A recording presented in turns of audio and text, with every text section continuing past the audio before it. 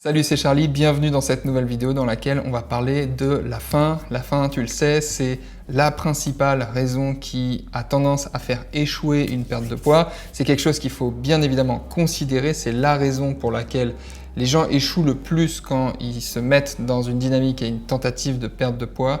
Ils n'arrivent pas à tenir leurs nouvelles habitudes sur le long terme. C'est d'ailleurs tout le problème des régimes. Souvent, on va rentrer dans des privations, des frustrations, tu le sais, qui mènent à des obsessions, voire à des compulsions. Donc ça, c'est pas tenable longtemps. Les régimes qui sont plutôt mal foutus, oui, par définition, le déficit calorique et la restriction calorique en règle générale, certes, c'est la condition sine qua non pour perdre de la graisse, il faut être en déficit calorique, mais l'idée et le but, c'est vraiment de réussir à mettre ça en place dans ton mode de vie à toi, de manière à ce que tu tiennes ça longtemps et pas que quand tu t'octroies un repas un peu plus calorique de temps en temps, souvent un repas social, ça se finisse en orgie alimentaire et que finalement tu manges beaucoup plus et au-delà de ta faim. Ça, c'est généralement parce que les régimes sont mal foutus et parce qu'on n'apprend pas, en faisant des régimes ou des plans alimentaires un peu tout faits, à bien gérer la faim. Donc le but de cette vidéo, c'est vraiment de te donner 4 techniques principales qui vont t'aider à mieux gérer ta faim au quotidien. Donc c'est parti pour la première technique. La première technique, ça va être de rajouter du volume alimentaire dans ton alimentation. Ce qu'il faut comprendre, c'est qu'à calories équivalentes, manger plus volumineux, ça va bien évidemment t'amener plus de fibres, plus d'eau. Généralement, tu vas naturellement te tourner vers des aliments qui vont être beaucoup plus riches en micronutriments parce que souvent les aliments qui sont les plus volumineux, ça va être les fruits, les légumes. Et donc ça va être, en plus d'être des aliments plus volumineux, donc qui vont te caler plus rapidement et surtout plus longtemps parce qu'ils vont ralentir la digestion, tu auras moins faim, moins vite. En plus de ça, évidemment, ça va t'amener des micronutriments parce que souvent on parle de calories lors d'une perte de poids.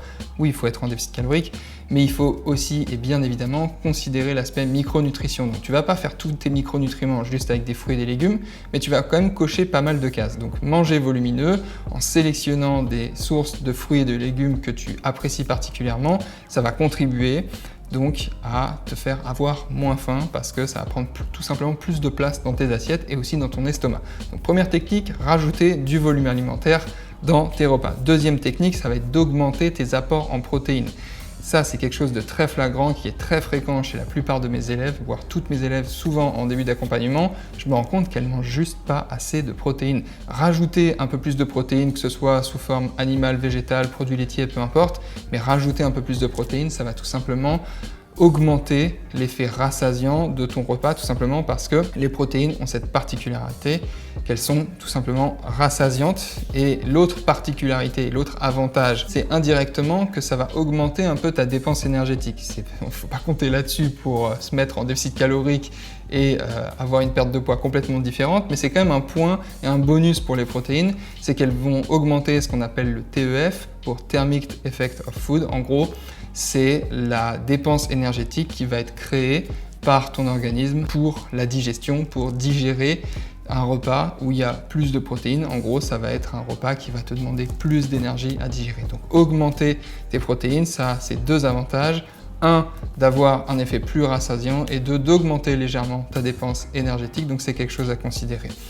Troisième technique, ça va être de bien gérer le timing de tes repas. Pourquoi? Tout simplement parce que quand on gère mal le timing de ces repas et qu'on répartit un peu nos calories à l'échelle de la journée de manière pas optimale par rapport au moment où on a le plus faim, c'est tout simplement allouer moins de calories dans ces moments où on a beaucoup plus faim. Par exemple, moi j'ai souvent faim le soir.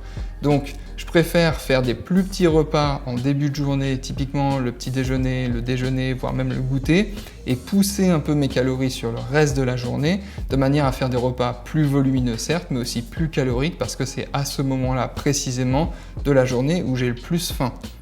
Donc bien gérer le timing de ces repas, c'est quelque chose qui va t'aider aussi beaucoup à gérer ta faim, parce que si tu sais que tu as tendance à avoir plus faim, par exemple le midi, de faire un plus gros repas le midi, ou limite à ne pas mettre de collation le matin ou l'après-midi parce que ça va te permettre de manger plus le midi, c'est très stratégique parce que ça va tout simplement t'aider à bien gérer ta faim tout au long de la journée. C'est d'ailleurs pour cette raison qu'il y a des personnes pour qui le jeûne intermittent, le fait de sauter le petit déjeuner généralement, ça correspond parfaitement parce que c'est naturellement un moment de la journée où ils n'ont pas trop faim. Et il y a d'autres personnes comme moi où j'aime quand même bien prendre un petit déjeuner et généralement ça me demande plus de focus. de concentration de sauter le petit déjeuner. J'ai des élèves pour qui c'est même pas en rêve de sauter le petit déjeuner, c'est leur repas préféré. Donc jeûne intermittent ne correspond pas à tout le monde, mais tout ça pour dire que gérer le timing de tes repas, c'est quelque chose qui va beaucoup t'aider à mieux aussi réguler ta faim, sachant qu'il faut quand même garder à l'esprit que plus tu auras de la régularité dans tes repas, plus ça va aussi indiquer à ton corps qu'il y a des périodes précises pendant lesquelles tu manges, et donc ça va synchroniser en quelque sorte ce qu'on appelle le rythme circadien, le cycle circadien, c'est un peu ton horloge interne.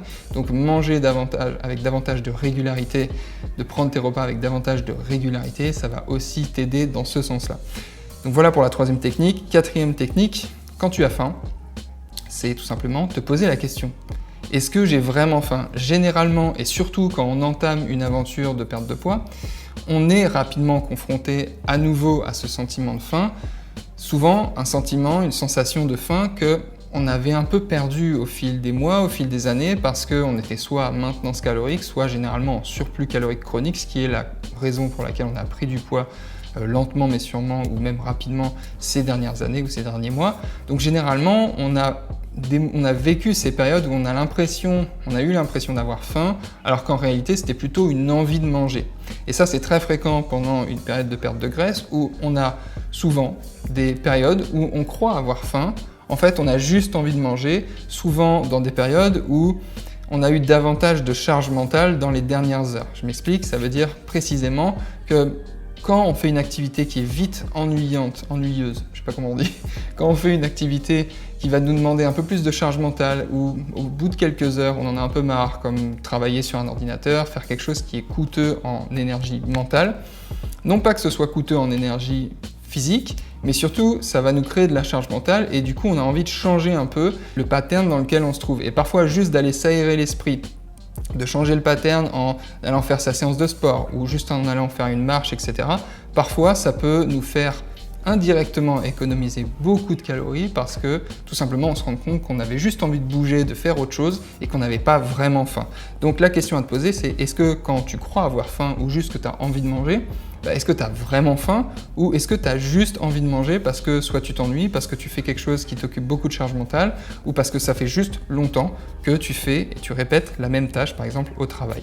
Donc l'idée c'est vraiment de détourner son attention pour être en mesure de passer outre ce sentiment d'avoir peut-être juste envie de manger ou de patienter jusqu'à son prochain repas où là on pourra s'octroyer un peu plus de calories parce que c'est peut-être le moment de la journée où on a un peu plus faim, pour reprendre un peu ce qu'on disait tout à l'heure. Et enfin, dernière chose que je dois te dire, c'est qu'il faut accepter la faim, ça fait partie de l'aventure, le mieux c'est de vraiment bien la gérer. Après, techniquement, si tu as besoin de grignoter un peu tout au long de la journée et que tu vas sur des choses qui sont pas très caloriques, c'est toujours le bilan énergétique qui prime à la fin de la journée. Certes, c'est mieux d'avoir de la régularité dans ses repas, mais il ne faut pas non plus t'interdire de manger à un moment où tu as un peu plus faim dans la journée, même si ça ne correspond pas forcément à une période où ce serait une collation à un goûter, si ça correspond par exemple à des besoins énergétiques précis parce que tu as un métier où tu vas bouger à une certaine période de la journée, n'hésite pas à rajouter comme ça des petites collations, mais garde quand même à l'esprit qu'à chaque fois que tu rajoutes une collation, c'est techniquement des calories en moins que tu vas pouvoir manger sur les repas d'après parce qu'il faut que ça rentre dans ton budget calorique quotidien pour rester en déficit calorique et donc toujours perdre de la graisse parce que tu es en déficit calorique.